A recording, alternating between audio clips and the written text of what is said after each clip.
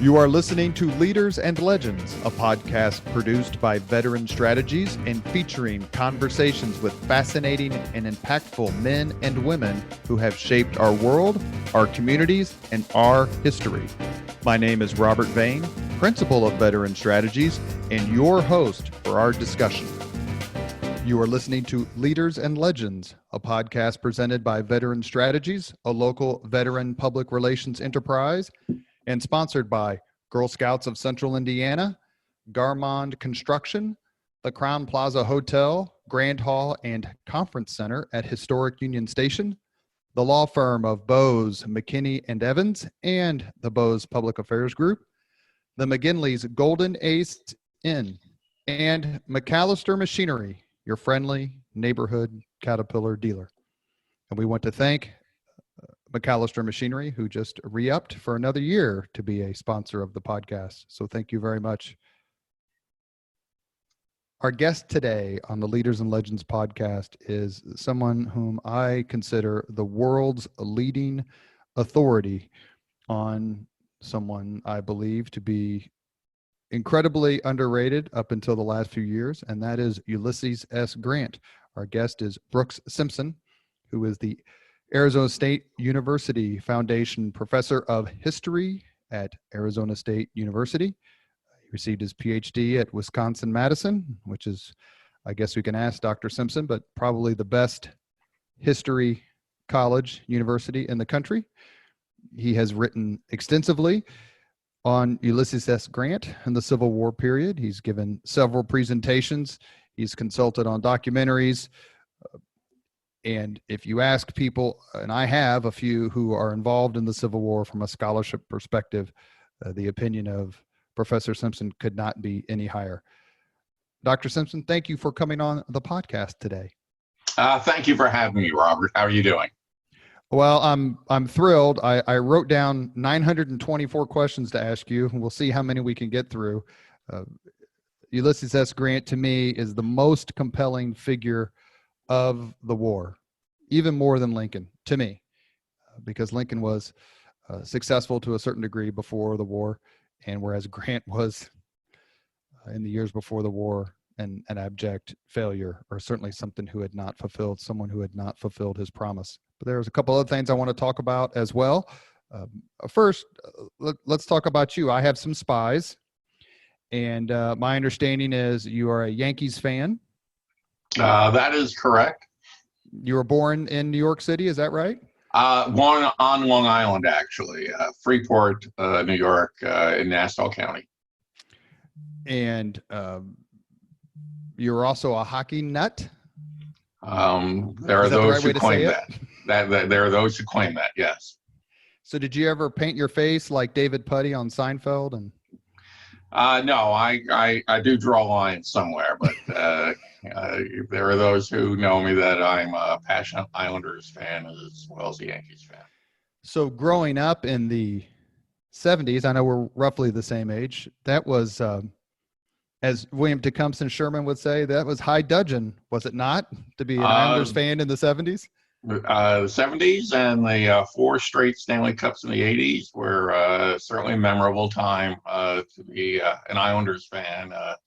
Not such a memorable time to be a Rangers fan, for example. And in fact, the Islanders had their farm club in Indianapolis during that time, the Indianapolis Checkers. Checkers, that's exactly right. That's right. Who was your favorite Islander? Mike Bossy? Brian Trottier. I played center when I did play hockey, and Trottier was as skilled defensively as he was offensively, could hit people, could shoot the puck, and could do all the big things and the little things necessary for a team to win. There's a local sports columnist, his name's Bob Kravitz, and who's actually agreed to come on the podcast. He's recovering from heart surgery. We wish him well. And he and I had lunch. It's been quite a while now. And I said, let's just do best and worst or whatever off the record and chat. And we did. And I said, most underrated sports movie. And without missing a beat, he said, Slapshot.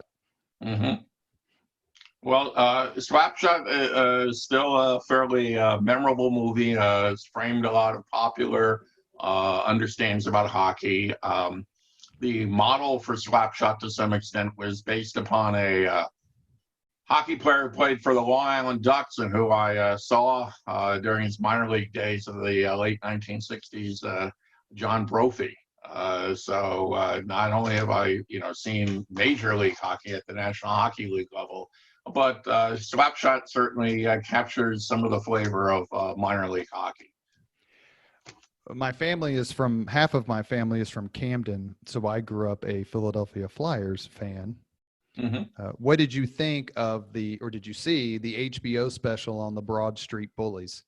I did, and I think that the Flyers are part of an evolution in the National Hockey League in the 1970s from the Boston Bruins, emphasizing a more physical kind of play.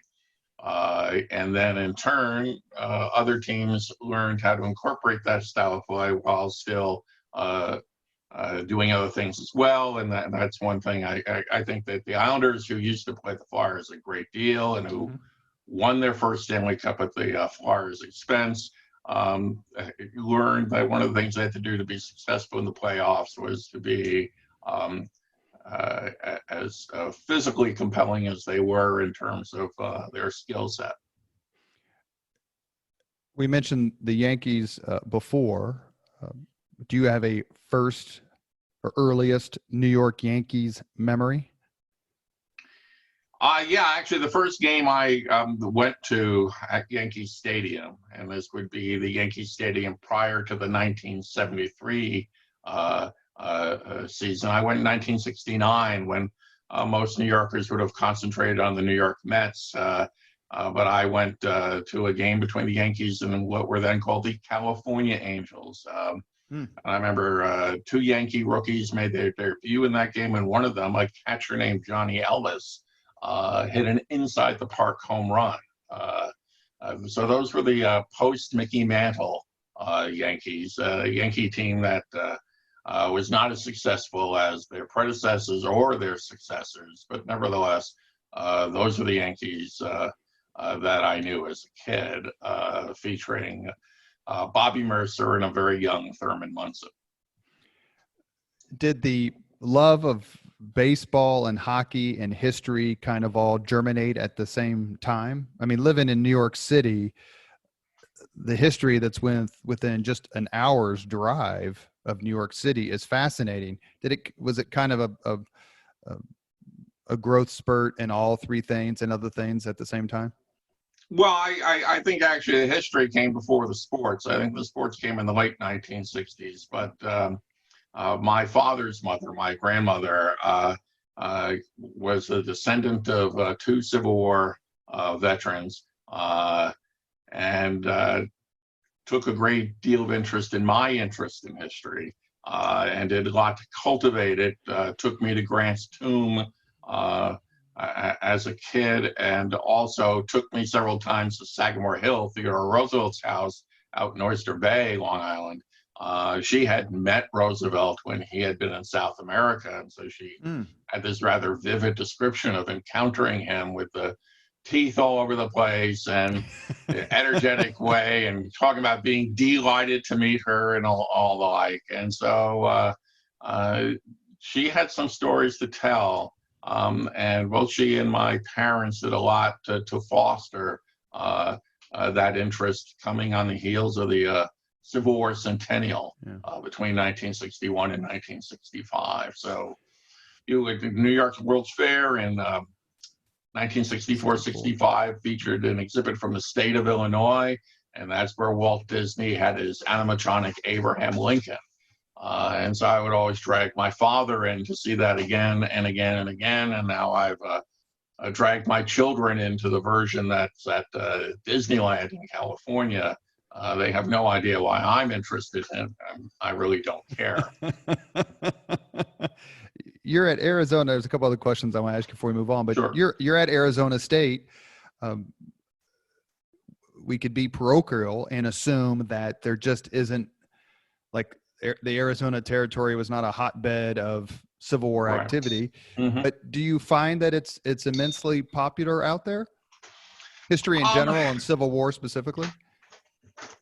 I think there's always been an interest in the American Civil War, not as intense in Arizona as, for example, when I went to school in Virginia or worked in Tennessee or South Carolina, but it's still there. I think far more people are interested in the American Civil War than a lot of other aspects of American history.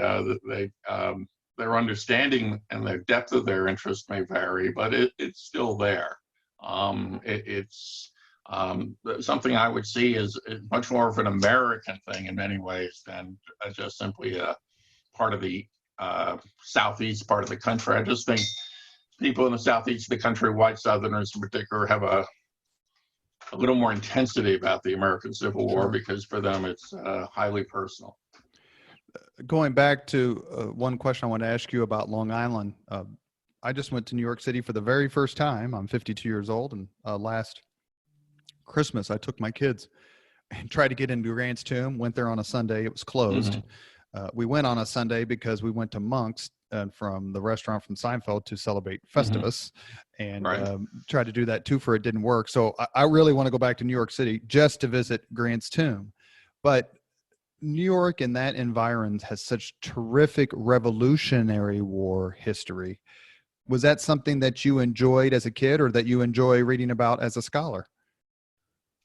Well, I was aware of it. I think where I became more intensely introduced to the area's histories, and in junior high school, in seventh grade, I wrote a paper about John Lindsay's mayoral campaign in 1969, his reelection campaign as an independent candidate. And my explanation, which I've now seen echoed in actual studies of the campaign, is one of the things that helped Lindsay a great deal was the triumph of the New York Mets that year, because with all the expanded playoffs, the league championship series, division championships, etc., John Lindsay got to be in a lot of champagne-soaked locker rooms. The following year, they were very fond of classroom simulations. And one of the simulations they did was of the Constitutional Convention. And I happened to be Alexander Hamilton for that. And so long before there was Lin-Manuel Miranda, I was playing Alexander Hamilton. I wasn't singing, however. But I got very interested in Hamilton at that time. And so that, I think, was my entry, not only the Revolutionary War period, but also the founding period as a whole. Much has been written, especially because of the play, but I read articles from time to time. I'm a huge fan of that time period. Actually, just finished a gentleman named, I think, Edward Larson's book about Franklin and Washington. And if you're listening to this one, Mr. Larson, you will be getting an email from me asking you to please come on my podcast. He also wrote a terrific book about the 1800 election. I think it's called Magnificent Catastrophe, election between Adams and Jefferson. But as a historian, as someone who studied this country from the beginning, is it a fair or accurate statement, or both, to say we are living in Hamilton's America and not Jefferson's America? I think we like the rhetoric of Thomas Jefferson. We like to believe that we are more Jeffersonian than Hamiltonian, but in many of the ways that we behave, we're much more Hamiltonian than Jeffersonian. I would argue that Hamilton would be much more comfortable with the United States as it is today than would Thomas Jefferson, although Hamilton, I think, would also have his reservations about several aspects of the current situation. But the Hamilton, the historical Hamilton, and the Hamilton in the musical are significantly different people. Let's just put it that way.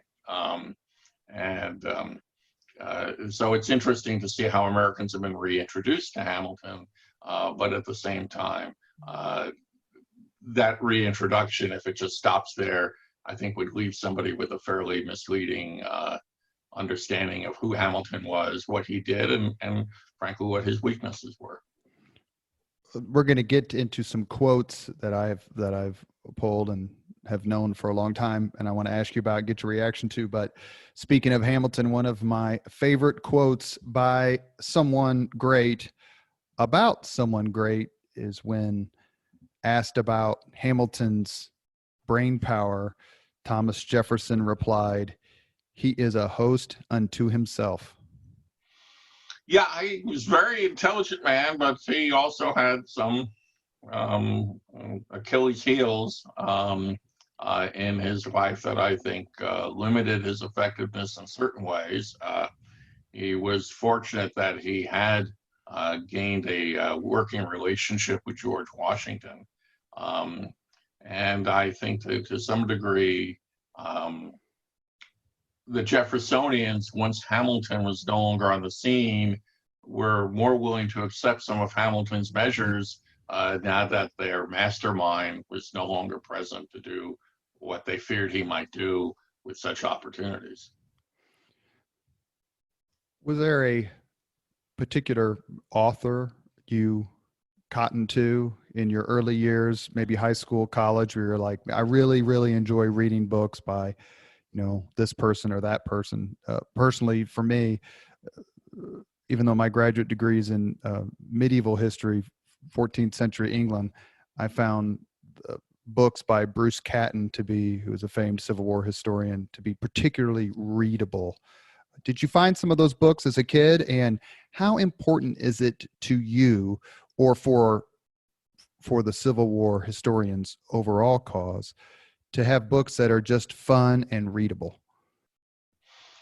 Well, first of all, my choice, like yours, was Bruce Catton. That my parents loaded me up with the American Heritage History of the Civil War, and Catton wrote the text of that, a lavishly illustrated book. The final two volumes of the Grant trilogy, taking him through Appomattox. I had those as a child, as well as the centennial history of the American Civil War and several other Catton's writings. So my introduction to the Civil War came primarily through Bruce Catton. I didn't read much of some of the other more popular authors until later on, a little Douglas Southall Freeman here and Shelby Foote there, but none of them quite captured me the way that Catton did. I think there's some really interesting issues and topics to talk about when it talks about we talk about writing history and for whom we're writing it and why we're writing, what's our purpose. And I think there are some books that are building blocks for scholars. There are other books that are tremendous acts of synthesis that bring a lot of scholarly findings to a larger audience. I think it is challenging to write for both audiences because of the requirements of each audience. And that some scholars actually are not altogether comfortable with their peers who enjoy a larger audience. And on the other hand, those people who are professional historians, degree-holding historians, mostly working in higher education, they understand that if their scholarly stamp is really nothing more than synthesis, then they will come under criticism from their professional peers for not advancing the understanding of the field. So I think that's a very difficult tightrope to walk, and there are people I think write extremely good history and thoughtful history who do not hold advanced degrees in history. The Longstreet's the biographer Jeffrey Wirt, isn't he a high school history teacher, or was? I loved his book on Longstreet. I read it. It's probably been 20, 25 years ago when it first came out, but that's the one thing about Civil War history. It's a lot of the books that I read about the medieval period are almost always by scholars, not all, but the vast majority. but some of the most terrific books I've read about the Civil War and the Civil War period, and quite frankly, the Revolutionary War period, are written by people who just quite candidly really, really know what they're talking about. That's right. And I think there are some advantages, I would argue, to a doctoral program, largely in your ability to make comparisons to other places and other times, because you're exposed to a lot more literature, frankly. And I think that in some cases you are acquainted with better research methods, more thorough research methods, simply because you have a lot of instruction and supervision there. But I wouldn't draw a line necessarily in the sand between those who have advanced degrees and those who don't, in terms of their ability to reach an audience and tell a story well, an engaging fashion, but nevertheless have important things to say and new insight. So I think that's and people from either side who try to cast stones at the other side, I think, are misbegotten in that sense. So it's not matter to me. I mean, Catton himself, for example, you could see that he was not a professionally trained historian, but you could see over time in his writings, especially in the two volumes on Grant, more interest in detailed annotation than he had before. So you could see even he wanted to make sure that his work could pass muster in professional circles. So I think Ken Burns's documentary was, I think even the historians wrote not a rebuttal, but didn't the historians come together and say, hey, we loved Burns's documentary, The Civil War, that was very popular 25 or so years ago, but here are some errors. I mean, to your point, you can have both. Well, you can have errors, and first of all, remember Ken Burns had a group of historians advising him, and that's a different. Right. The animal of the history on screen, whether it's Ken Burns or the more recent Grant documentary on history, formerly the History Channel, and the like. That's a different animal altogether, because there are going to be issues of compression, of selection.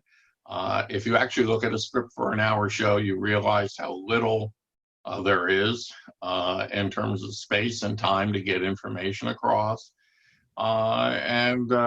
The problem always is when any movie comes out, the Spielberg Lincoln movie in 2012, for example, right.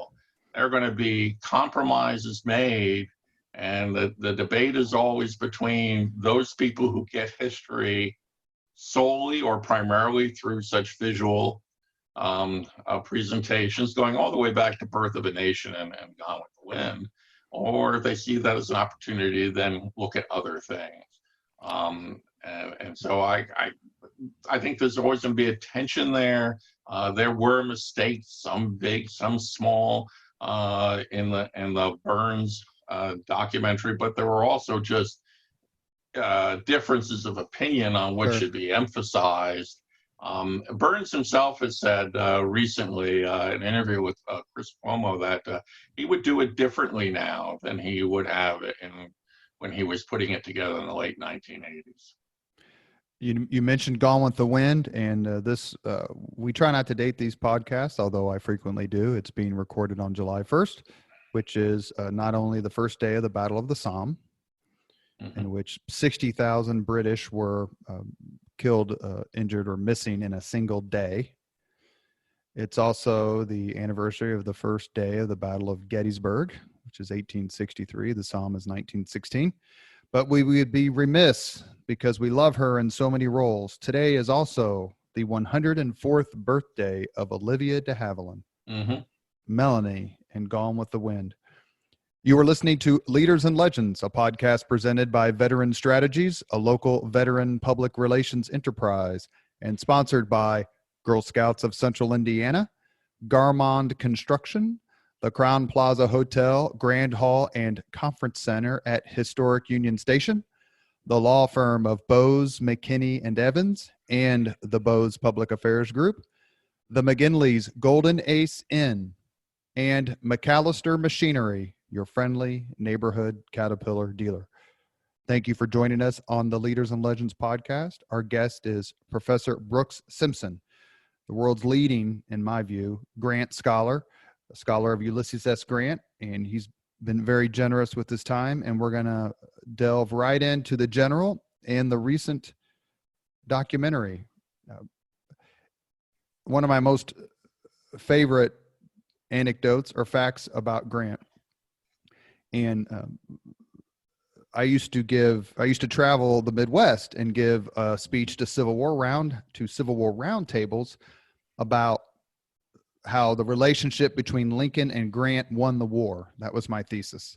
Mm-hmm. And traveled around actually quite a bit and enjoyed it and would love to do it again sometime. So I'm going to make some assertions and maybe ask some questions. And Professor Simpson's going to go, Vane, you're smart. Or he's going to go, Vane, you don't know anything about Ulysses S. Grant or the Civil War. And I promise to take either one of those judgments with aplomb and grace. In December 1857, Ulysses S. Grant was so poor he had to pawn his gold watch for $22 so he could buy Christmas presents for his family.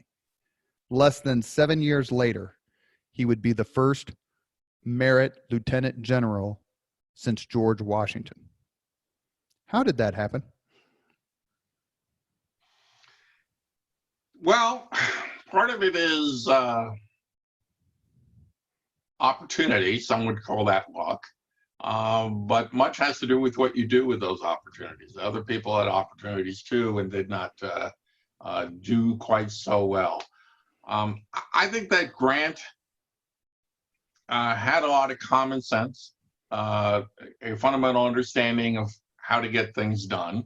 And when given the opportunity, was more focused on getting those things done than how one might appear when doing them, or in which great military geniuses one was trying to emulate and the like. But I mean, part of that is simply being in the right place at the right time at the beginning.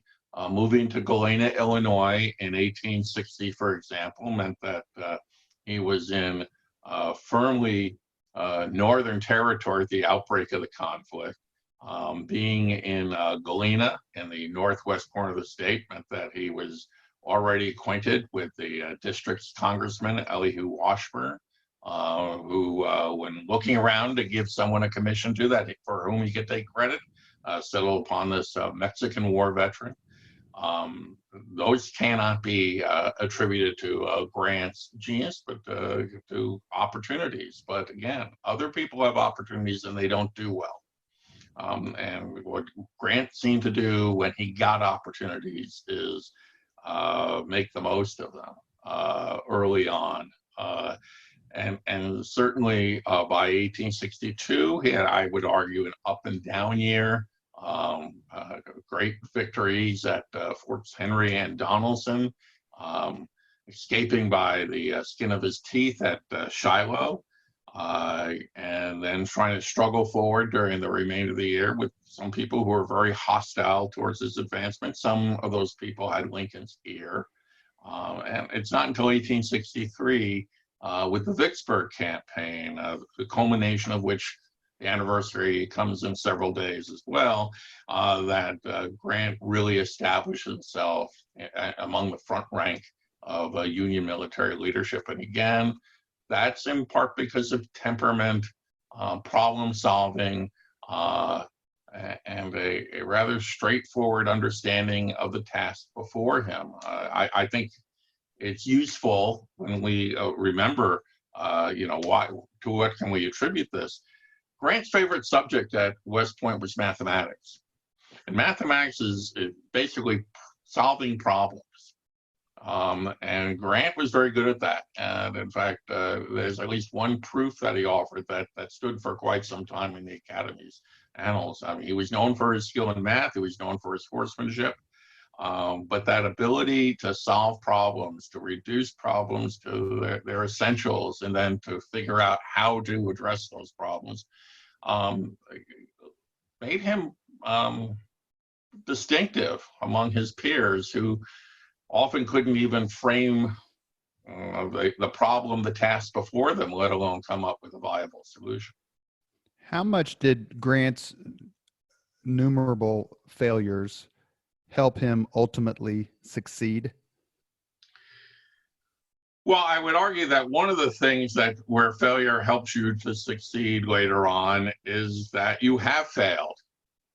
And therefore you are accustomed to it, and you know you can rebound from it and try again. Let's do it this way. Think of the student who goes to college and the first semester gets a 4.0 perfect GPA. And I've known students like this, and immediately the pressure on them is to maintain that average at all costs. And they've not know, if they get a B plus, they're shattered. I've seen people shattered by really good performances that weren't their best, but not certainly in life and death situations. But they go, I didn't do as well as I could. I failed, and you can see them taking time to recover from that. Grant had failed. Grant at child could say, once this battle is over, what's the worst that can happen to me? I'll return to where I was before the war. But there's not a lot of people expecting a lot of me.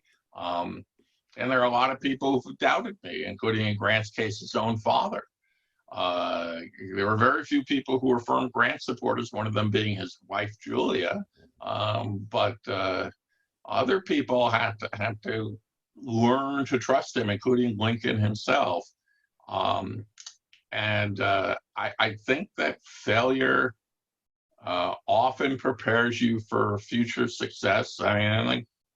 And how to deal with things. The sports comparison, by the way, would be the New York Islanders, who lost several playoff rounds in the Stanley Cup playoffs in 1970 to Toronto, in 1979 to the Rangers. And those defeats helped establish the foundation for the run of Stanley Cups in the 1980s. This comment especially made in hockey, you have to lose sometimes before you win, because losing helps you learn how to win.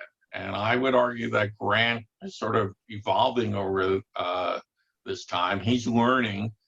Sometimes he has to be taught the same lesson several times. But again, I think when you have failed, as opposed to being, let's say, George McClellan, number 2 in your class, you know how to deal with it. You'll survive it in a way that with a certain resilience, the way that someone who's never been tested that way responds to the prospect of failure. Let's talk, before we get into more stuff about Grant, let's, if it's okay with you, talk for just a few minutes about the recent documentary called Grant on History, which used to be the History Channel. It was very popular by, I think, every measure, but it received some pointed criticism. Do you think it's just, I want to ask more specific questions, but I guess to me, the most satisfying part of the portrayal of the most satisfying part of the documentary was the portrayal of General Henry Halleck as an absolute jerk. I actually cheered that they presented him that way. Am I wrong to be buoyant about Halleck, who treated Grant like dirt until Grant got 3 stars? I think it was one of the funnier parts of the documentary, whether intentionally or not, that Halleck came off as a blustering fool, and to the point that you could not come up with an empathetic understanding of Halleck. And in fact, that's a challenge in any case. But I do think, on the other hand, that there are other people that could have been subjected to that sort of treatment. John McClernand, for example, who were spared in that sense. So I thought there was some comic relief to that. There are people out there who are Halleck revisionists and Halleck defenders and the like. But his treatment of Grant was questionable during their time together in the West. And Grant didn't always find him a pleasant person to deal with when it came to the Eastern Theater either, to take over overall command of the armies of the United States. But it wasn't, I think, until after the war, when Grant's staff came across correspondence that showed exactly how treacherous Halleck had been, that Grant really soured on him. in the way that we then saw portrayed in the documentary. One of my one of the little historical nuggets that I included in my Civil War roundtable speech about Lincoln and Grant is the fact that Grant's father was a tanner, and he was taught the craft of tanning by John Brown's father. Mm-hmm. I found that to be how could they not include that? I mean, I know it's not some giant theme, but it's such an important little piece of, I hate to say trivia because it's more important than that. Is that the sort of thing where you're talking about where you can't include everything, but wow, I wish you would have included that?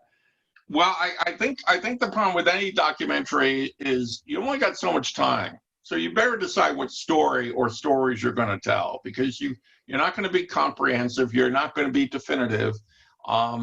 And I think one of the problems with the documentary, in fact, was not deciding which story to tell or which themes to concentrate on.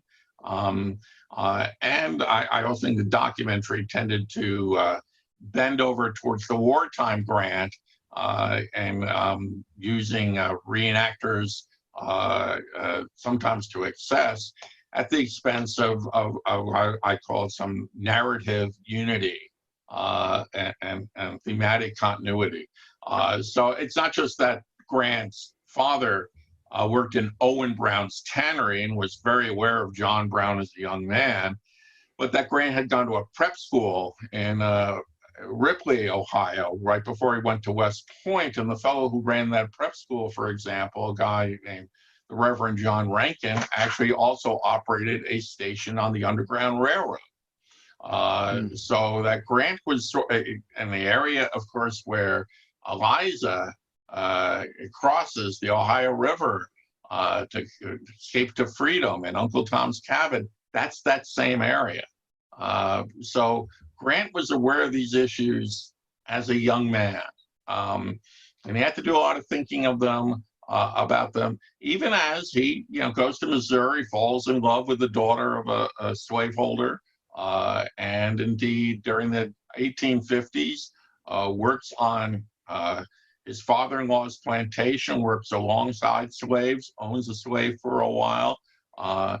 And yet neighbors say he's a lousy slaveholder because he pays slaves way too much, and he doesn't beat them, he doesn't whip them, he's not a disciplinarian.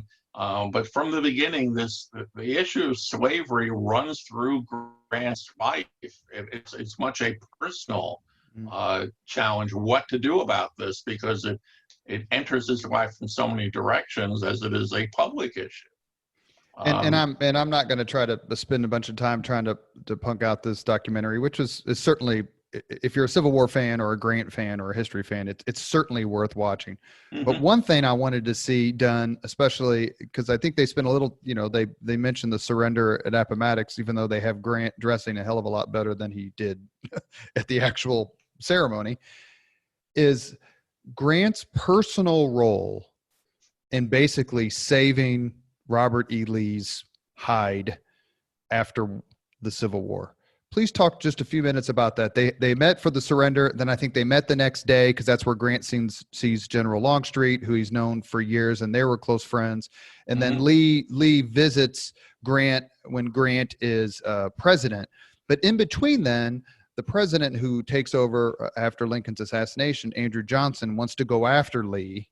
And you correct me if this history isn't correct. Johnson wants to go after Lee, and Grant saves him or protects him. Essentially, that's what happened. That Andrew Johnson wanted to put Confederate leaders on trial for treason. And in fact, Jefferson Davis was imprisoned in Fortress Monroe, Virginia, for several years as they debated over how to handle his case. In Lee's case, however, the argument was that the Grant surrender terms only covered Lee so long as he was a prisoner of war. If you declared the war over, you couldn't have prisoners of war. You could try him for treason. And in fact, Lee had been indicted for treason by a grand jury in Virginia, as had several other Confederate leaders.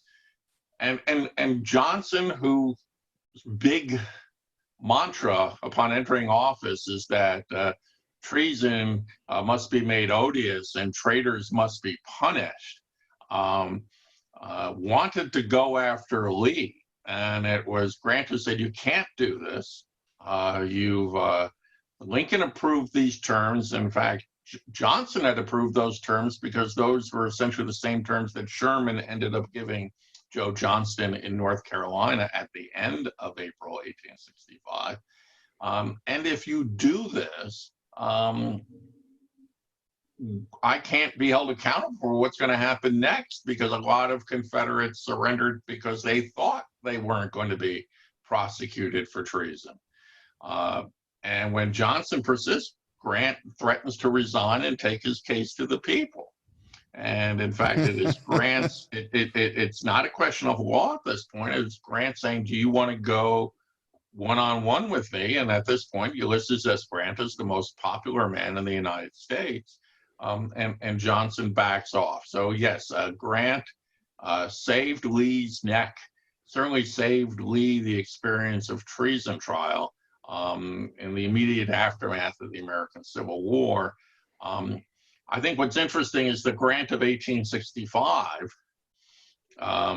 although committed to the fruits of victory in terms of emancipation, was very interested in reconciling with white Southerners at the same time.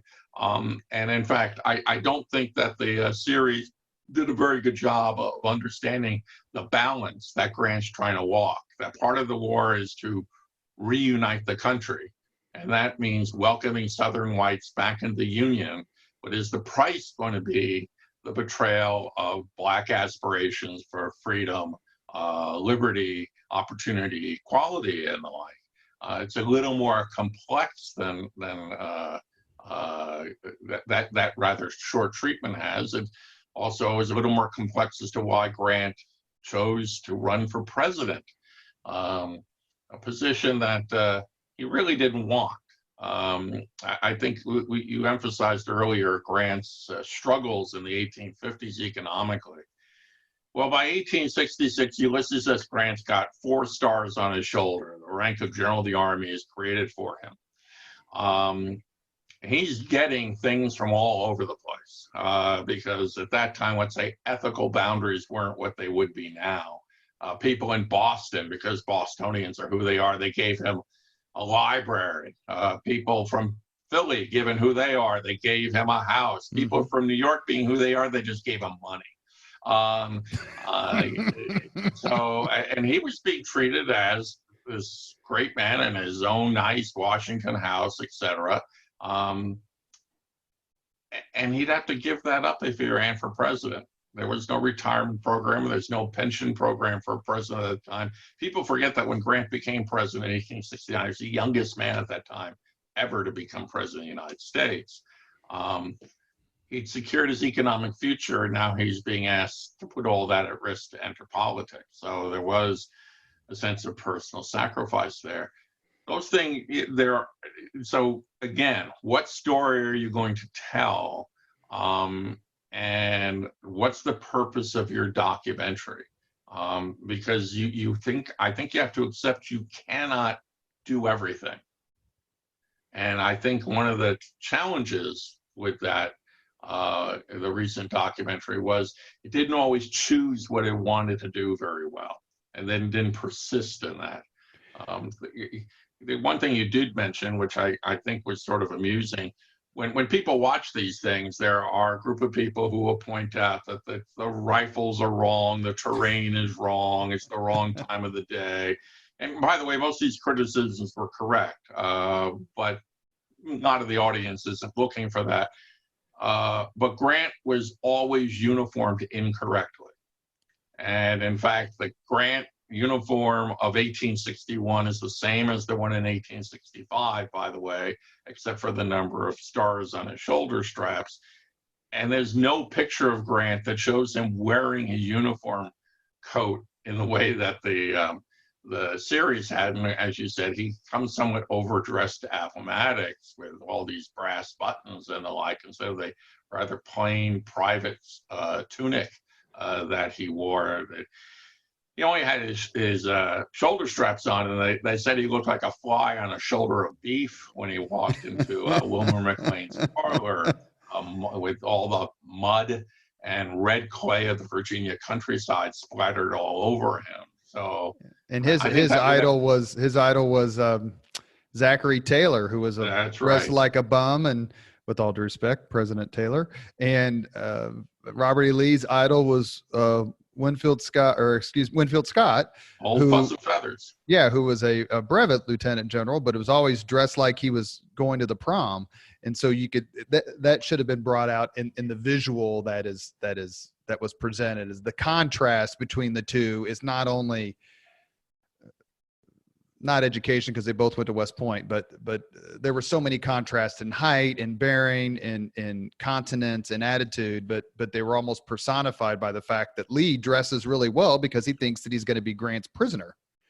That's right, and and that's when Grant Lee's headquarters baggage is lost during the retreat, they basically had to make a decision when they're trying to get away. Okay, what are you going to get? So Lee decides to pick out one of his best uniforms and one of his best swords, and that's why he looks great, because everything else has been lost or sacrificed. Grant. And it can get very humid in Virginia in the summer, and there it is spring, and he had these special duds cut out for him, in part so he could relax at headquarters, and in part because he didn't make such a noticeable target for a sharpshooter. Let me ask you one more question about the documentary, because, and then we'll move on. Sure. Let me make a declaratory statement and you correct me. To me, the best love story of the Civil War is Ulysses Grant and his wife, Julia. He loved her so much. She was dedicated and devoted to him. That really doesn't come out in the documentary. Again, I'm not trying to be a jerk about it, but like, if you want to understand Ulysses S. Grant, you have to understand how much his wife and family meant to him. I think that, people noticed that while Julia Dent was present in the first of the 3 episodes that aired, that Julia disappeared during the second and most of the 3rd episode. And yet she was always his stalwart supporter. He made efforts to take his wife along when he could. Not on campaign, but when things settled down for a while, he'd call on Julia to get to the front. Documentary even missed the fact that Grant often was accompanied by his son, Fred, who was born in 1850. In fact, Fred was hit by a spent ball during the Vicksburg campaign. And if you go to the Illinois Monument today in Vicksburg, which is located pretty near the surrender site where Grant and John C. Pemberton met on July 3rd, 1863. Fred Grant's name is listed as one of the Illinoisans who fought in the Vicksburg campaign. Grant was an intensely devoted family man. And the love story I have with Julia is one of the great stories of American history, their mutual devotion. And Grant's being a very indulgent father, in contrast to how his own father treated him. Right. Had consequences for Grant's life down to his final year. Some of them positive, some of them negative. But it was a great love story. It's missing there. Again, it's just a question of what story do you want to tell, or stories, what 2 or 3 themes do you want to pursue? Even the Burns documentary that you mentioned before, one of the emphases was to talk about the cost of battle. And you will see after the coverage of every battle, there'll be rather somber tones playing, and some will reflect upon what a battlefield looks like afterwards, and what's the cost of war. I think you have to choose your themes in that sense, because you only have so much time. And if you view your documentary as a way to spark interest rather than a way to have the word on the person, I think you do better. That's certainly what Burns's documentary did. It sparked interest. It sparked discussion. Right. And I think that that's something that future documentary makers have to think about. What's your point? Movie makers do this all the time. Steven Spielberg's Lincoln takes Team of Rivals and condenses it to one episode in Lincoln's life. That's not even a featured part of Doris Kearns Goodwin's narrative. Right. I remember being a kid and watching the Beverly Hillbillies and remembering the episode where Granny's going to refight the Civil War. And here comes General Grant on his horse riding up to the mansion. And he looks like he's had about 20 gin and tonics. The notion and the charge of Grant being a drunk and Julia's role in helping to arrest his love of drink. Has that been overplayed, or have the historians gotten it right? I think what's interesting about this is, first of all, historians struggle with whether Grant was an alcoholic or not.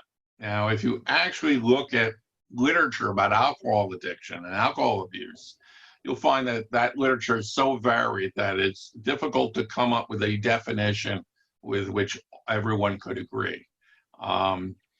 It's clear in my mind that Grant had a relationship with alcohol. It is clear in my mind that his reaction to it was uncertain and unpredictable, as he himself would admit, that sometimes he could drink for a while and there'd be no effect. Other times, one or two glasses and he was in trouble. Because he's a little guy. I mean, I hate to put it that way. But... He's a little guy during the American Civil War. He is 135 pounds. So, a lot.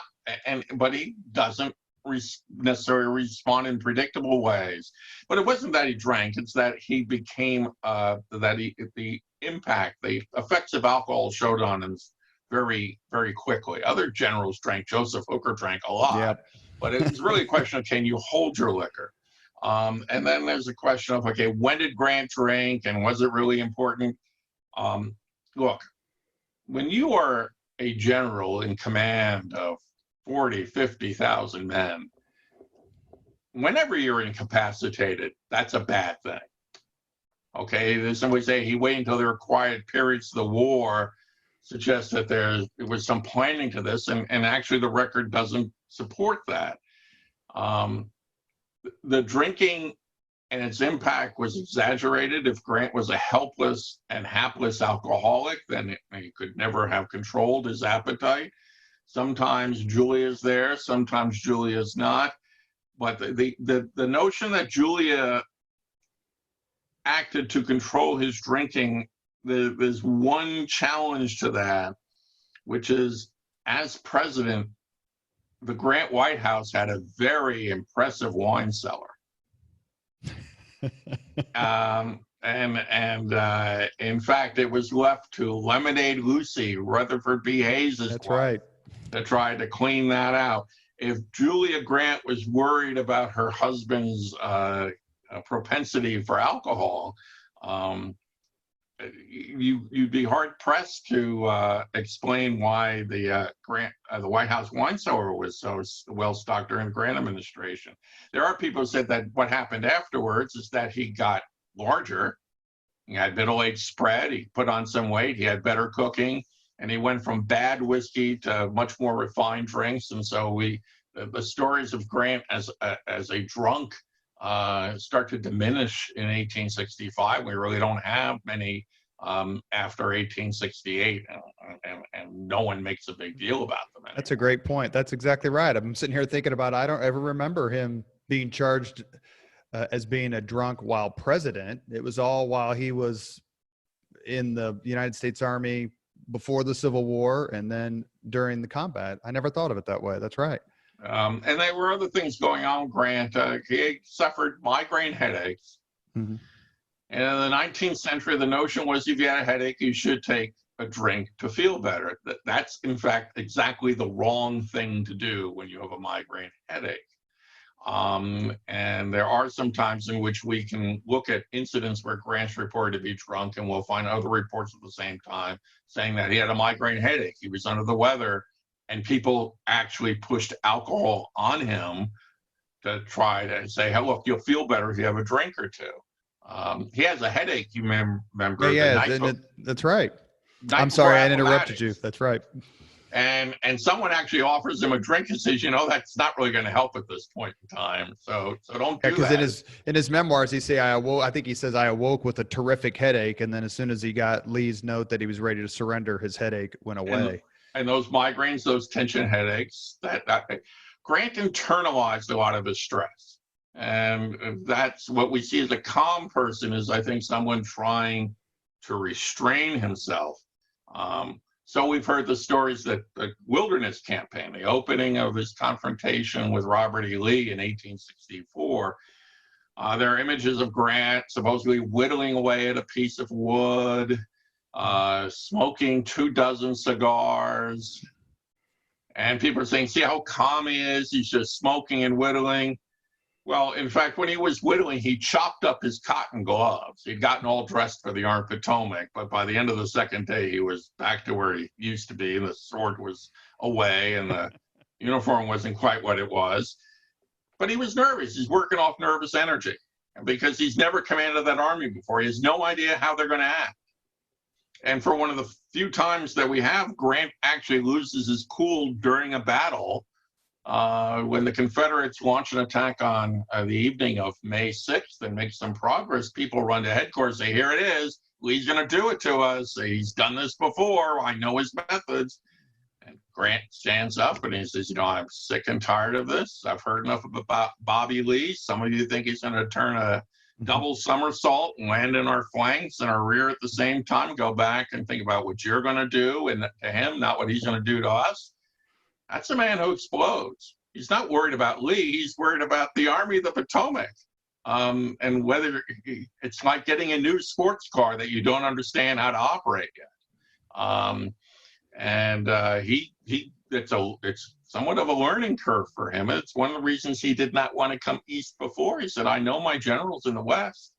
I don't know them in the East. I don't know how this is going to work. He gets tense. He gets nervous. The migraine headaches are part of that. The tension headaches are a part of that. But it's all inside. And so we don't have the sort of pyrotechnics that we would have from a William T. Sherman, for example, or even a George Meade exploding at people and telling them all off. Grant kept that inside by and large, or sought other relief, whether it was cigars or riding horses or something else. Is Grant's reassessment and revival as a commander coming at the expense of Robert E. Lee, or can their respective military reputations stand together? I think their reputations can stand together.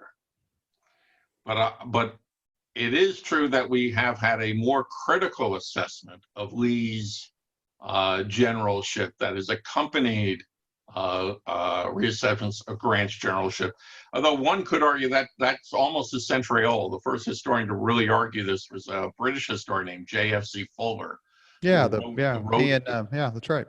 Okay, so he basically argued that Grant was a superior general to Lee, that Lee was a traditional general and Grant was a modern general, and that dichotomy persists in a lot of popular minds. Grant built his reputation not against Robert E. Lee, but against the likes of Albert Sidney Johnston and Braxton Bragg and John C. Pemberton. Robert E. Lee built his reputation based upon George McClellan, John Pope, Ambrose Burnside, and Joseph Hooker. When the Army of the Potomac finally got a competent, steady, unimaginative commander, George Meade, Lee found himself in some difficulty. And so you have both generals built their reputation by going up against the other side's B team. But Albert Sidney Johnston was thought as the beau ideal of generals. I mean, right. And Joseph E. Johnston, I think Grant even said that Joseph E. Johnston was the rebels' best commander, even after he had faced Lee. fair And or, then, of course, not then fair? Lee also made some comment reportedly that McClellan was the best commander Yeah. he faced. But I think if I was Robert E. Lee, I would always want to face George McClellan. And frankly, if I was Grant, I might want to face Joe Johnston because he liked to retreat. And, the most interesting campaign of the war may be when McClellan is slowly advancing and Johnston is slowly retreating, and they never quite get together. To me, McClellan, I would rate as the worst general of the war based on the potential. He had the potential and the instrument to win the war years before, and he just couldn't bring himself to do it. And I always thought that one of the things that brought Lincoln and Grant together was Grant's personal treatment of Lincoln. Whereas McClellan sent him a telegram saying, "You've done your best to sacrifice this army," and called him the original guerrilla. And, he famously, McClellan famously stood up Lincoln, I think, in Stanton after they'd waited for an hour or so at his place. Grant's like, "Hey, why don't you come down to City Point? Hey, why don't you come down to see the army? Why don't you come and hang out with us for a while?" And that Lincoln really liked that sense of being involved and having a general who didn't mind him around because he knew that Lincoln wasn't going to interfere. I think that Grant understood the political game and the way to get along with your boss in a way that George McClellan didn't. I actually think that, George McClellan's one of those guys who hadn't failed and therefore was petrified by failure. You could see him saying, we're going to fight this one big battle. The fate of the Republic depends upon it. I can't lose. Well, if you wait until things are perfect, you don't get things done. And that, I think, was what, McClellan felt the burdens of command in a way that made it difficult for him to get things done. Whereas I think Grant understood that these were opportunities to get things done. But certainly, one of the keys there is for Grant to get along with Lincoln, which they do, starting really, though, in 1863. I'd argue before that it's a much tenser relationship between the two men who don't meet each other until 1864.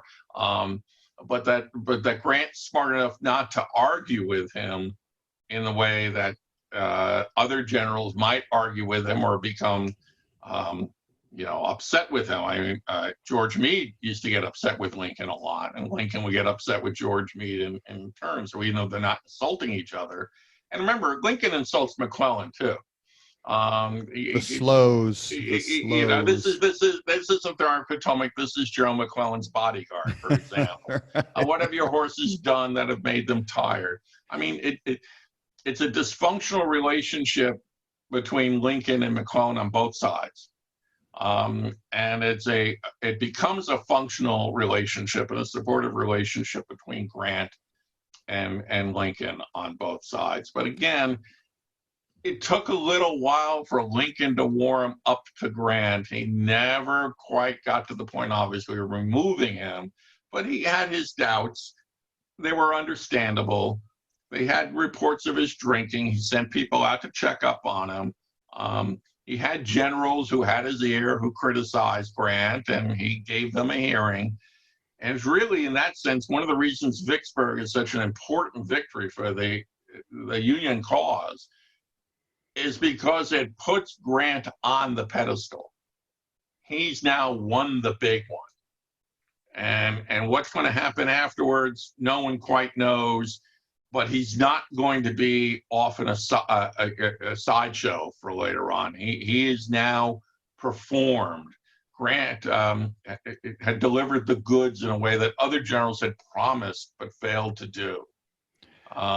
Is Vicksburg the most impressive? And I have another statement I'm going to make, so you can shoot that down. But may I ask a quick question?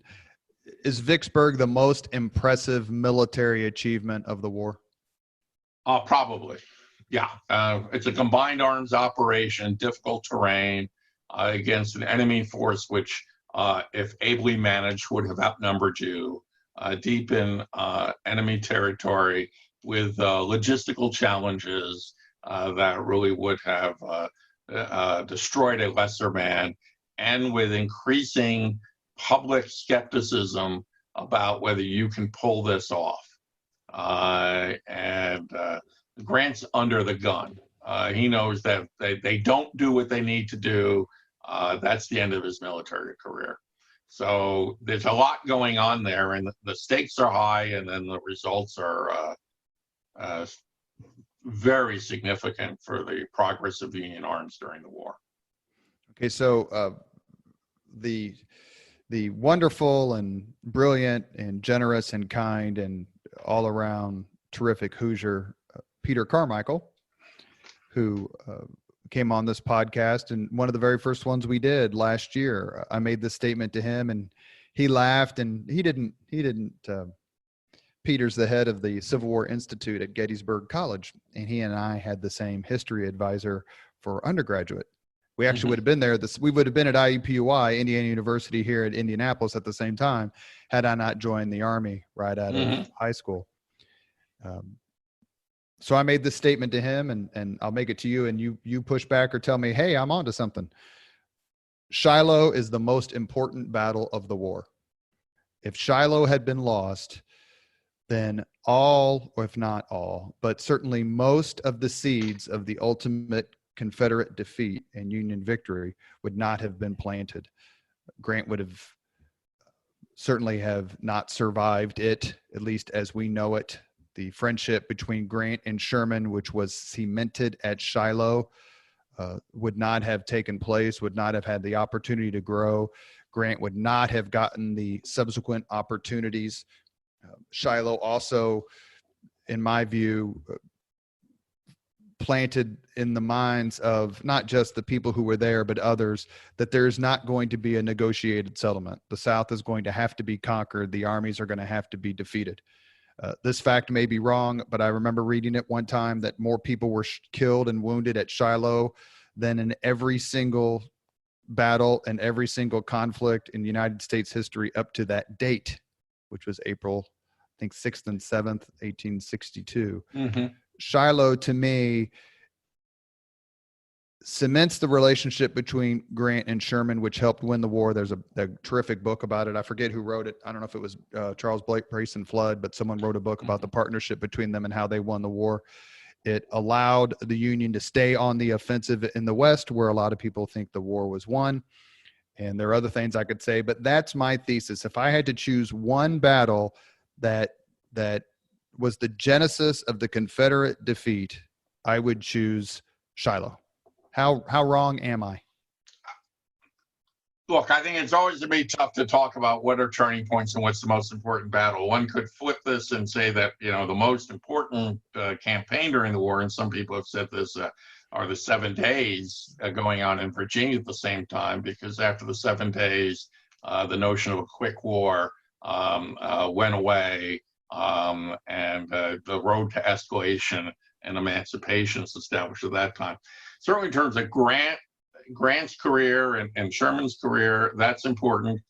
But there are so many what ifs. I could talk about, there, but for the grace of God, everything changes. At Belmont, which is the previous year, when Grant makes his escape onto a steamer, he relaxes for a moment, then gets up, and a moment later, a bullet enters the steamer right where his head would have been. So there are all these almost moments. In terms of Shiloh, one thing that's important in terms of Shiloh is that Charles F. Smith, a man who most people would not know of at all, is not there. He had been at West Point on the instructional staff when Grant was there as a cadet. Grant looked up to him. Smith was the person he got advice from. He was his most seasoned division commander. Smith is injured prior to Shiloh, does not participate just at the time that Sherman takes the field under Grant in the West. I think Grant would have leaned on Smith before he leaned on Sherman, just because they knew each other. And so it's sort of interesting that Smith's absence and Sherman's arrival coincide in an interesting way. But certainly Shiloh is, as it was, given how Shiloh did turn out, it was a near disaster for Grant, even though the Union Army wins. That there's talk of removing Grant, that Henry Halleck's skepticism about Grant seems to be confirmed. Now, whether it means that there's an escalation, I think Union forces really get the sense of that, not so much on the battlefield, but when they occupy Western Tennessee in the summer of 1862, when they find out that Confederate civilians are a little more determined to win than they thought they might be. Mm-hmm. And then at the same time, they have to deal with escaped slaves coming into their lines and forcing the issue of what's our status? What are you going to do with us? And if you protect our freedom that we've secured for ourselves by escaping, and then white Southerners are going to say, see, I told you it was a war against slavery. After all, they're going to revolutionize our society. So I think that certainly in terms of the individuals, the generals, Shiloh is important. That had the Confederates won, yeah, things are tremendously different. You can probably take Grant off the board, and I would argue that Grant off the board leaves Sherman without somebody who can sort of oversee Sherman's development and deal with Sherman's rough spots. So I mean, that's a perfectly, understandable way to see that in terms of the triumph of Grant. But what if the Vicksburg campaign goes south? Grant and Sherman would suffer as well in that. So there are always these interesting what ifs. And that's, one thing that has led to the churning out of so many books about the military history of the American Civil War. What if this happened? What if that happened? I mean, today is the anniversary of one of the great what ifs of that time. What if Richard Ewell had attacked Cemetery Hill on the evening of July 1st? What if Jackson had been alive? I mean, right. It's interesting on this, the 155th, not 155th, 157th anniversary of Gettysburg. People were saying in Gettysburg on July 1, where's Jackson? Now, I gather today in Richmond, they're saying, where's Jackson? Because his monument's being removed from Monument Avenue today. Right. So there are so many turning points that one thing I think we can say is that those moments of contingency, as Jim McPherson likes to call them, suggest that Confederate defeat was not preordained. It wasn't inevitable. Certainly politically, it was not inevitable. And that the Confederacy could have survived. And it does, I think the emphasis that you place on Shiloh reminds us of the importance of individuals in shaping the outcome of history, that it is harder to imagine a Union victory in the American Civil War if you take Ulysses S. Grant off the board, because of the ripple effect of taking him off the board. Well, Lincoln constantly bespoke of 4 military objectives, among others, but these would be the main 4. Free navigation of the Mississippi River for northern commerce, the liberation of the pro-Unionist area of East Tennessee, the defeat of the Army of Northern Virginia, and the capture of Richmond. Grant gave the president all 4. That's right, and accepted the surrender of 3 field armies in the process, which is a record no American generals had. And Lincoln didn't like generals who wanted to play politics, and Grant didn't like politicians who wanted to be generals. And it's these sorts of things that I talk about in my speech, where it's like they're thinking on so many, their language too, but they're thinking on so many things was in concert.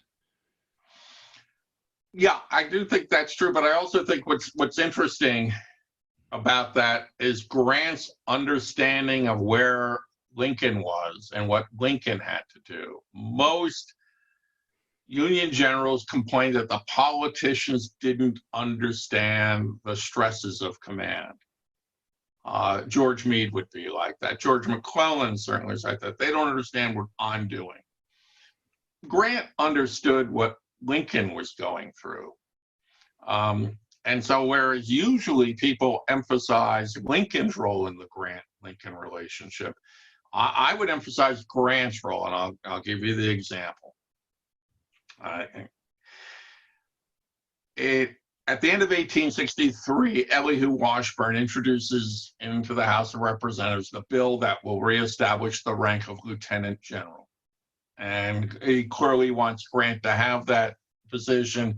And in fact, in a revision of the bill, Grant is explicitly named to that position at one point because there's some concern that Lincoln might actually elevate Halleck to that position of all things. Lincoln administration does not support the bill at first, doesn't say anything. In fact, Lincoln says, I think Grant should stay in the West. But there's continuing debate and discussion about this. And then Grant sends a letter to one of his division commanders, Frank Blair. And Frank Blair is now in Congress.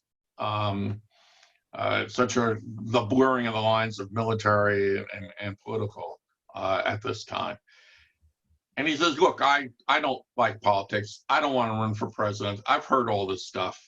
I don't want to do this at all. I think being a politician, as he puts it, it's a most slavish life. Nothing could induce me to seek the presidency. Right, and then he's. But the key part to this letter is: do not show this letter to anyone unless it be the president himself. Which to me is show this to Lincoln so he understands that I'm not interested in his job. That he knew what Lincoln had gone through with other generals, and he said, "Look, I'm not going to be a threat to you." And it's interesting about that time. Lincoln comes around and says, "Okay, yeah, let's have the bill, and I'll appoint Grant." And well, because Grant's father's telling everyone that his son should be president. That's right. Well, Grant, yes. And Lincoln describes it as which I thought was typical Lincoln, the presidential grub. Once it starts gnawing on somebody, it's hard to say no to. And so I think Grant understood Lincoln's situation, what Lincoln needed, which I think if you look at other Union generals, they either don't understand it or they're dismissive of it. And so Grant always understood, and this I do think sets him apart from most of his peers, if not all of them, the wider political dimensions of the war. Grant, I had read, was thought to be a Democrat because he voted for James Buchanan in 1856 over Republican candidate John C. Fremont.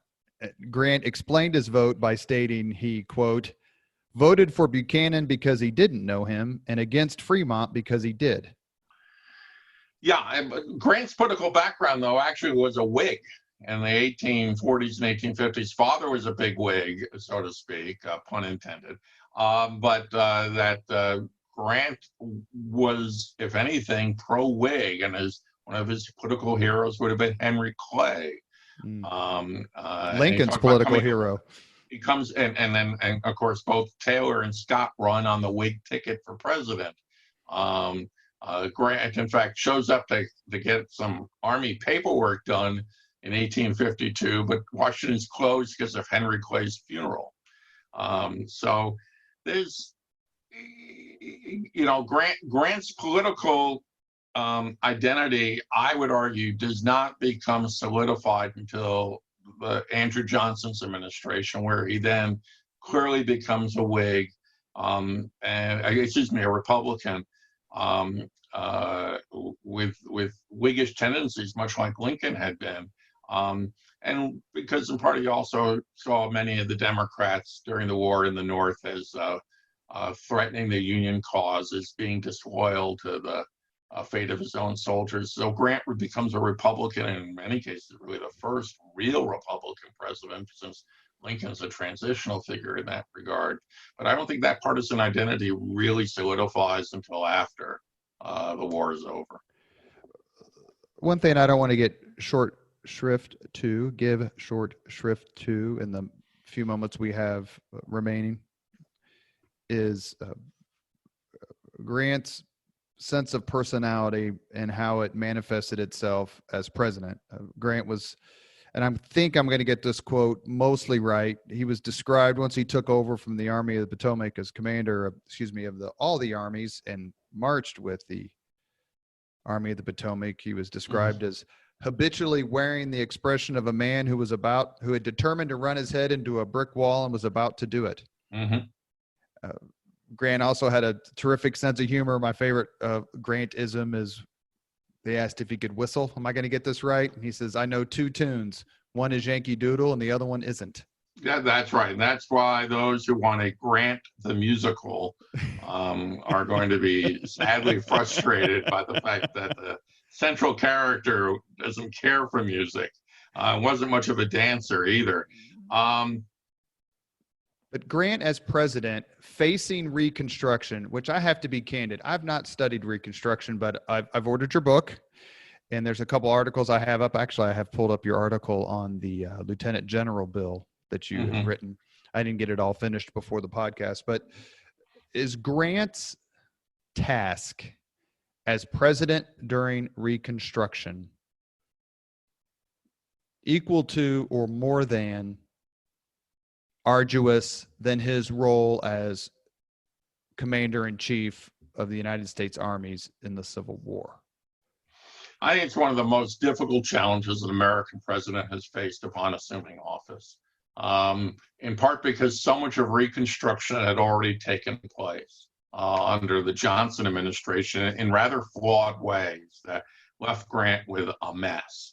That the role of the federal government was going to be limited because of notions of federalism, that there was far less commitment among Northern whites for Black equality than there had been for preserving the Union, that white Southerners were far more unified by the notion of white superiority than they were for Confederate independence. I think we have to understand that Confederacy was never an end to many white Southerners. It was a means to an end.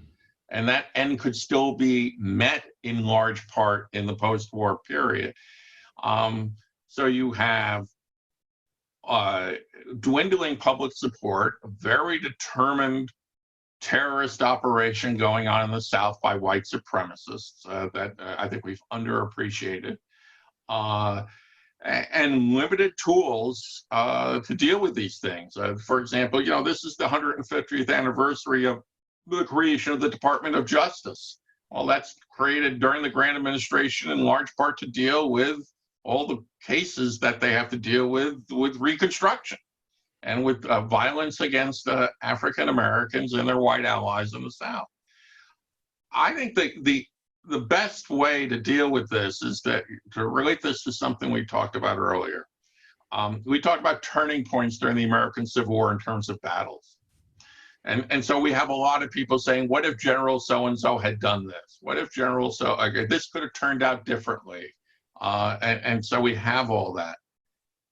Not a single historian has come up with an approach to Reconstruction that reconciles the need for sectional reconciliation with justice for African Americans. Now we don't talk about a Reconstruction sesquicentennial, but we just had the 150th anniversary of the ratification of the 15th Amendment, saying you couldn't use race, color, or previous condition of servitude as a barrier to voting. We're not talking about that in a way that we talked about American Civil War battles and the like. But historians are usually very good at second guessing the people that they study, or they like to do it at least. But no one's come up with, okay, this is what should have happened that was politically possible at the time. I think that should be a humbling experience for us. What would you have done?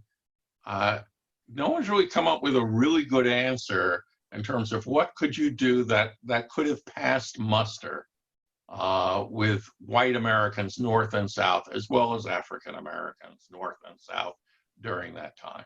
So I think it's a problem. It's clearly, if it was so easy for them to solve, Why do we still have these problems today with a much bigger commitment towards Black equality, at least in some corners, and with a much more powerful federal government? We find those problems difficult to solve. How could Grant find them easier to solve?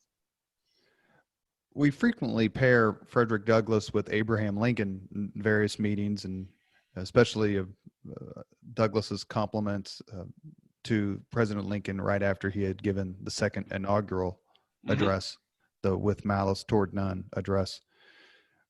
But Douglass and Grant had a strong association as well, a very strong one. How would you describe it, and why do you think it doesn't get more notice? I think it is a fairly strong relationship. It's much more supportive.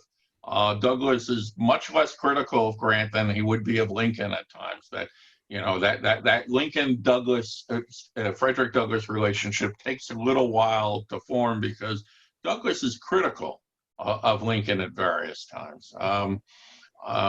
So that's a relationship that takes some time to build. Douglass sees Grant as a really powerful advocate of Black equality and is frankly much more forthright in his support of Grant and various administration measures looking to promote Black opportunity. And in fact, this goes down to the present day. There's certainly a controversy about a statue in Washington, D.C., dedicated in 1876, with President Grant present, where the dedication speech was given by Frederick Douglass. And it's called the Emancipation Monument, and it's of an African-American rising from his knees towards a standing Abraham Lincoln. And a lot of people, including people at the time, including Douglass himself, said, well, okay, this picture by itself is not necessarily what I would have really liked. But it's interesting that when Douglass says we ought to talk about other monuments that should be on this one monument itself is insufficient to tell the story. One of the monuments he talks about erecting is one of Ulysses S. Grant at that moment. That's 1876, when the retreat from Reconstruction has begun, when it has become evident to Grant and other Republicans that support for Reconstruction is dwindling in the North, that the terrorists have won in the South, so to speak. So it's interesting that the first thing that Douglass talks about is not necessarily more statues of African Americans asserting themselves, although he would have been open to that. But he talks about, we should have a statue of Grant there as well. And it's interesting that Grant's role in that story, in all its complexity and all its ambivalence, has not been told in a meaningful way. That drifts all the way back to his days, before the war. I mean, you talked about things that people don't know. When Grant was in Missouri, he knew members of the Blow family. It had been the Blow family that had at one point owned Dred Scott and was supported Scott's court cases in the Dred Scott decision. And when the 15th Amendment was ratified, Grant took the occasion to issue a proclamation and said that the 15th Amendment undid the Dred Scott decision. So there's a commitment there on Grant's part that we don't see again in the 19th, rest of the 19th or the 20th century until probably Lyndon Johnson. Were the Grant scandals did they just overwhelm the things that you just talked about? I mean, everybody likes a juicy scandal, and any reading of the 19th century, the journalism, for lack of a better word, you really have to come to grips to it and understand it and understand the motivation. And you have cities that have multiple papers, now it's inconceivable but you had cities, you had broadsheets and those sorts of things, but it's just, either it was the lost cause or the scandals, and you just couldn't focus on the good things that President Grant did. Well, I mean, the scandals didn't help, and Grant's rather human but unfortunate reaction didn't help. There's a lot of petty scandals. There's nothing really big. But Grant saw a press that was dedicated to uncovering scandal and a Democrat-controlled House of Representatives that wanted to investigate scandal as partisan, as motivated by partisan issues. There's also, talk about corruption in the South. There's corruption in northern cities, the Tweed ring in New York City, for example. So revelations of corruption are very sensational at that time. Grant's reaction to say, "You're attacking me," he becomes very defensive. That's unfortunate, and that's what lots of presidents do. They never say, "Well, is the charge true?" They just get defensive. I am not a crook. So Grant's struggling with that. But what's interesting about corruption in the 19th century is that it's episodic and then it goes away, and it doesn't stigmatize most people. James Garfield, for example, was accused of taking railroad stock in the Credit Mobilier scandal. He gets elected president. James G. Blaine, has, famous letter from him ends with "burn this letter," which usually guarantees the letter is not burned, and was involved in lots of interesting, petty, corrupt pocket lining activities. And yet he ran for president in 1884 and nearly won. So it was sort of like, "Oh, we've caught you, we got you doing something." But some of the people, even Grant's administration, who were accused of corruption, they're buried in Arlington today. The Secretary of War, William Belknap, is buried in Section 1 right outside the Lee Custis Mansion. So it was more of a game of gotcha after a while in terms of these things. I think more important was there was a significant economic depression that started in 1873, which Grant really couldn't deal with because at that time the federal government had limited ability to shape the national economy. And I think had there not been for that depression, Grant would have been better able to deal with some of the challenges.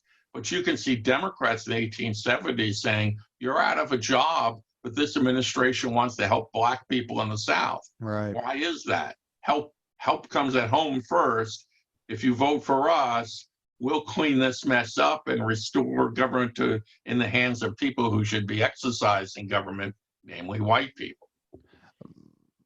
The lost cause, and we don't have time to discuss in any sort of detail, but I always likened the lost cause mentality and the scholarship and the literature that came out of it, and you correct me if I'm wrong, please, to Imperial Germany, to Germany after World War I, where the South after the Civil War, and Imperial Germany, and then the Weimar Republic, the Germans and the Southerners just simply couldn't believe that they lost. Like, how did we lose? The Germans had the best army in the world, and of course they had some pretty awful leadership in the Kaiser, but they just simply couldn't believe it. So they had to invent scapegoats, and that the Southern people just simply, all you have to do is watch the first half hour of Gone with the Wind, and you get the attitude of most Southerners. One Southerner can lick 20 Yankees. They just simply couldn't fathom that they lost to the Northerners.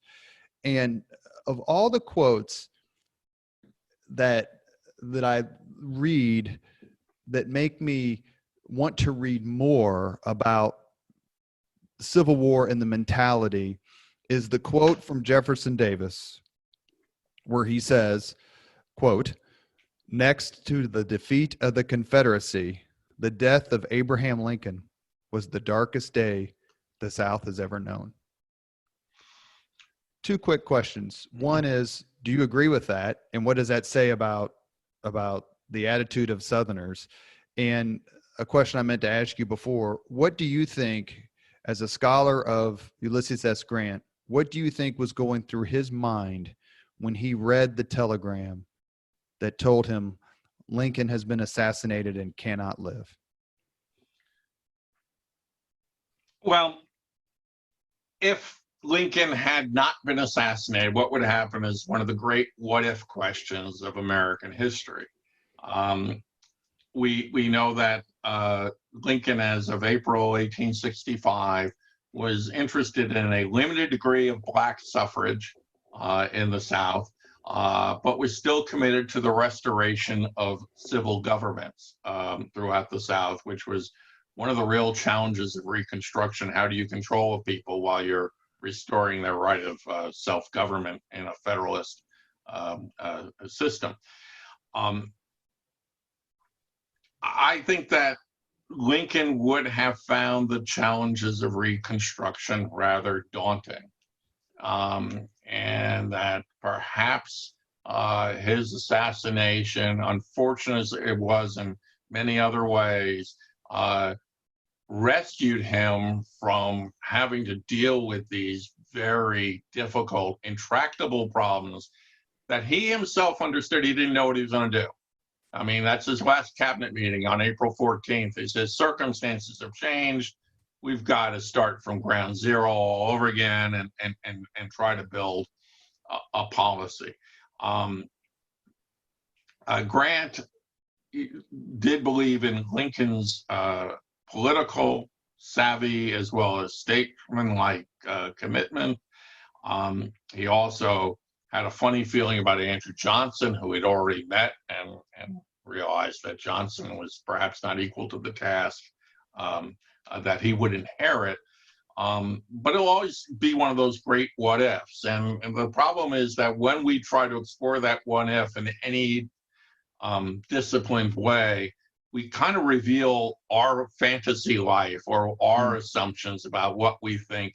Well, Lincoln could solve every problem. Well, Lincoln couldn't solve every problem. I have to remind people that if next to reuniting the nation, Abraham Lincoln's most original policy that he advocated most persistently for several years was colonization, gradual emancipation, compensation of masters, followed by voluntary colonization.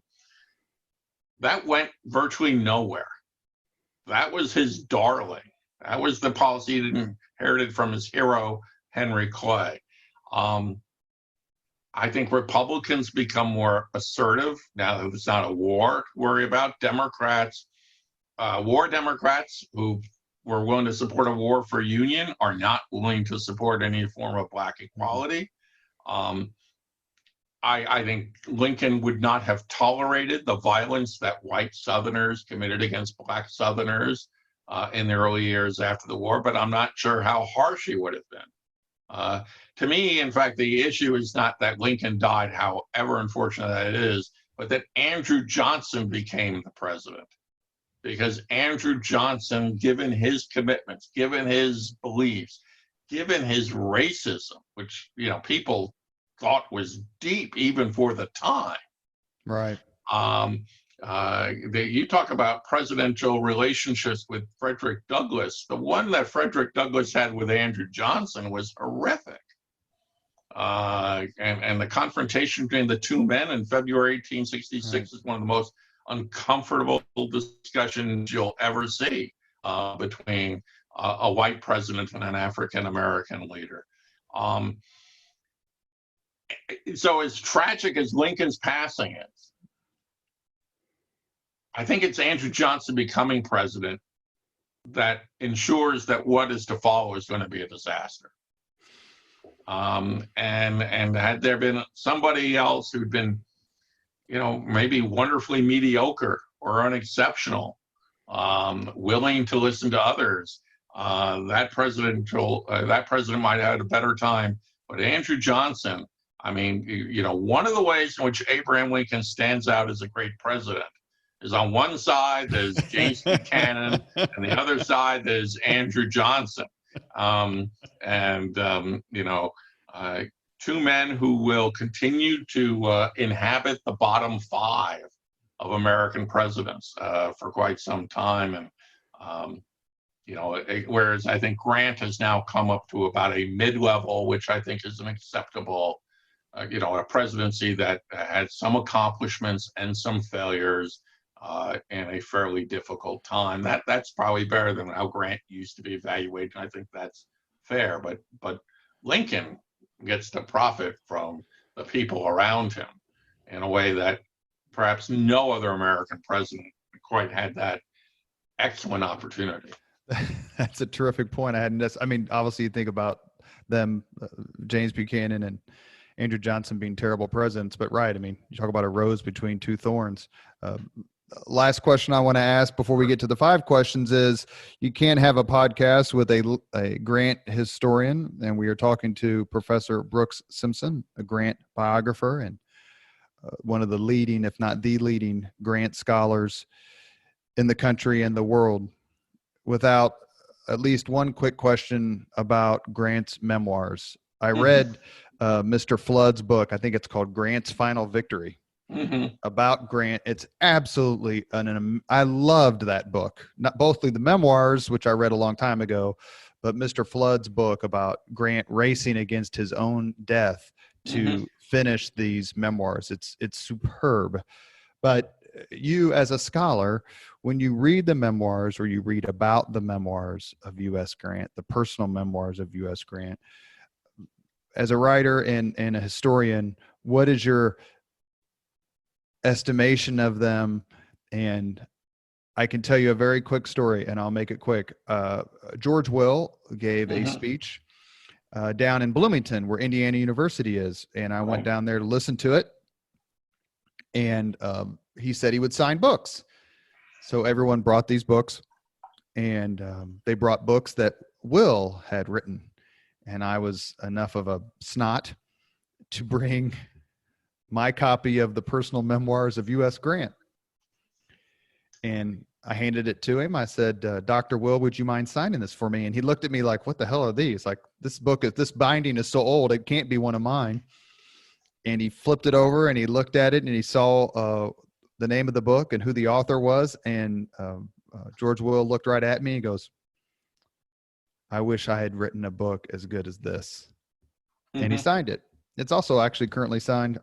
I have the copy of it. It's signed by both George Will and Mitch Daniels, who are good friends. And so as a scholar, as a Grant admirer, as someone who studies the era and writes and has been published, the personal memoirs of U.S. Grant, worth the hype? Yes, worth the hype. At the same time, the mastery of this book, the achievement of this book, which was written under such dire and desperate circumstances, and a truly courageous act of will, is that Grant leads you to believe that his version of events is the version of events. There are personal scores he settles in there. There's the occasional comment or sarcastic remark. But by and large, those people who have questions, and some of them have very serious questions with the accuracy of some of Grant's statements. The problem is that Grant's prose is so persuasive that most readers are convinced that this is what the story of the war was. Where it's really a memoir that has, omissions, doesn't talk about his drinking, for example, leaves out important people in his life, and deals with certain things in a way that Grant's view becomes the view. He's not even, I think, altogether honest about his relationship with Lincoln and how that built up over time. But the mastery of the prose is such that it becomes the voice of the Union cause, and people accept it as being real, as being accurate, when in fact there are plenty of things you could debate about it. So I think as an act of literature, it's actually much more powerful to me than as an act of autobiography. Does it mention, does it mention, if I don't remember the exact number, forgive me, but is it General Order 11 where he expels the... No, it doesn't mention that at all, for example. He expels... It doesn't mention the Go ahead. expulsion of the Jews from his military district at the end of 1862. Doesn't mention that at all. Doesn't mention a lot of things. And I don't think the Grant documentary did either, that would just came out. No, it didn't. And that was one of the You see that, but see, I could argue that's okay. You got to decide which story you're going to tell, or what's the purpose of your documentary. And again, Grant at least had a story to tell, and he follows that narrative line. Of how his story is the nation's story, and his part in it. But there are issues. I said this a long time ago, and I now understand on various quoted sites. I said it's a bad business to fall in love with dead people. And what I mean by that is a biographer's idea is to make you understand somebody, warts and all, strengths and weaknesses. A lot of Civil War writing about generals tends to be of the cheerleader sort of, I like General so-and-so and I don't like General so-and-so. And Patton and Montgomery in World War II. You can't like them right. both. So, as you said, does Grant's rise and reputation coincide with Lee's? Do you have to denigrate Lee to exalt Grant, or the other way around? Or do you have to denigrate Grant in order to exalt George Thomas or George B. McClellan or William S. Rosecrans, yeah. For example? Do you have to make fun of Grant in order to get your little heroes? There's a lot of cheerleading going on in some Civil War military history that concentrates on generals. But, Grant's memoirs become this book that everyone runs into sooner or later. They have to deal with it. And as a piece of literature, it's magnificent. But I think part of the art of narrative and the art of memory is not only what you remember, what you forget, and how you tell what you do remember. And so there are things missing from that book, which make it somewhat less than a true confessional autobiography or a deep insights. Grant lets you in when he wants to let you in. He keeps you out when he wants to keep you out. Ironically, perhaps, and I discovered this quote when I was doing the research for my own presentation, the Richmond Dispatch newspaper, so maybe this is irony, eulogized Ulysses S. Grant best upon his death when they wrote, quote, "He was so pervaded by greatness that he seemed not to be conscious that he was great." Yeah, and I think that's true, but I also think a way of looking at it is a story from the Grant presidency, when the grounds around the White House were much more open than they are now. And there's a fellow who comes to Washington, and he's not quite sure what to make of the national capital or its chief inhabitant. And he's walking around the White House, and he comes upon somebody, and they begin to chat. And finally, the visitor says, between you and me, I think they make too much of Grant. I think he's probably overrated. And the other fellow shakes his head yes and agrees.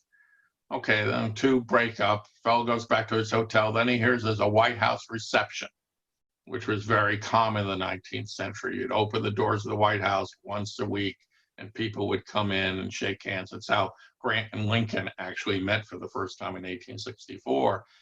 And so he decides, what the heck, I'm in Washington, I'm going to go to the White House and I'll shake hands with the president. And he's in line, and he walks up and he looks up. That's the guy he was talking to in the afternoon. And Grant recognizes him and smiles and says, glad to meet you here. And the guy, was very impressed by Grant's rather low-key approach to his own reputation. And that doesn't mean Grant wasn't a proud man. He was. But he understood the ups and downs better than most people could. He could laugh at himself when necessary. You are listening to Leaders and Legends, a podcast presented by Veteran Strategies, a local veteran public relations enterprise, and sponsored by Girl Scouts of Central Indiana, Garmond Construction, the Crown Plaza Hotel, Grand Hall, and Conference Center at Historic Union Station.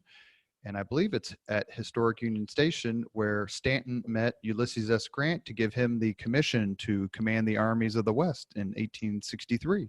Yes, but in that meeting, he actually went up and said, "I recognize you from your pictures," and he shook the hand of Grant's Surgeon General. Poor, poor Uncle Sam Grant. The law firm of Bose, McKinney, and Evans and the Bose Public Affairs Group, the McGinley's Golden Ace Inn, and McAllister Machinery, your friendly neighborhood Caterpillar dealer. We're going to do the 5 questions with Grant, Ulysses S. Grant scholar, Professor Brooks Simpson. Actually, it's interesting because the Union Station in Indianapolis, which quite frankly is just a few blocks from where I'm doing this podcast, also, besides Ulysses S. Grant, welcomed Arthur Conan Doyle. Mm-hmm. And there's actually a plaque there for him. We end the podcast with the same 5 questions to everyone, and we'll make them quick. Are you ready? Ready. What was your first job? I worked in a bookstore in Charlottesville, Virginia. What was your first concert? I think the Little River Band in Charlottesville in the 1970s. That's a new one. We've not yet had the Little River Band. We've had some good ones, not that one. And this number 3 and 4 and 5 are going to be tough for you based on your scholarship and all the people you know, but please give it your best shot. Number 3, if you could suggest any book for someone to read, which book would you choose?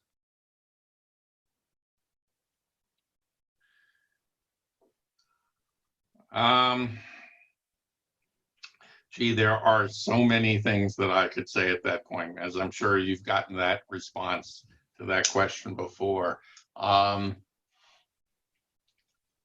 But I'll tell you a book that is now fallen into the past, but I think is a very provocative book, is Richard Hofstadter, The American Political Tradition and the Men Who Made It, which was originally published in 1948.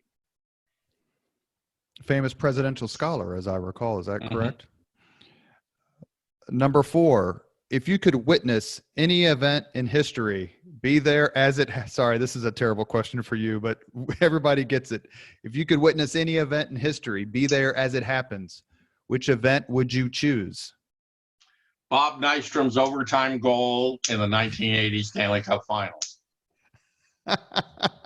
You know, most people don't choose sports stuff, so sometimes I ask a separate sports question. Actually, when the question was posed to me by Chris Spangle, who helps with the podcast, I said the surrender at Appomattox, that to see Grant and Lee together for that purpose must have just been awe-inspiring. It certainly would have been. The last question. If you could have dinner with anyone living today, 2 hours, completely off the record, whom would you choose? Probably Barack Obama. He's been very popular. Actually, so is George W. Bush. They both have been. Well, if I had George W. Bush there, I'd make sure there were no pretzels. But he's a very affable person as well. But I would want to pick Obama's brain on things that people might not normally talk to him about, because I do think he's an interesting person. But I also remember that, I understand the high esteem in which people hold him. But I also knew that he was a guy who made his way up through Illinois politics. And so I always thought he was more pragmatic than some people gave him credit for. And presidents in general have been very popular. George W. Bush, and I think Barack Obama, are both significant and dedicated history buffs. Mm-hmm. And so it'd always be interesting to me to talk to someone who had held the highest office, like, President Obama. Who do you read about? Like, who do you read about and go, man, I can't believe what an incredible leader, what an amazing accomplishment. I'm always fascinated by people who have accomplished great things, done great things, or led in particular perilous times, who they look to for inspiration and who leaves them awestruck. And it's interesting, one person is not mentioned quite as often as Bill Clinton, who really was obsessed with how he would fit in with his predecessors, and whose own autobiography actually mentions the rehabilitation of Grant's reputation as suggesting that he too one day will be looked at more favorably than he was at the time of his writing. Brooks Simpson is a scholar, and he clearly is a man who has been very generous with his time. This has been an amazing conversation. I literally have 36 questions I didn't ask, but we're going to let him go. He's been kind with his time.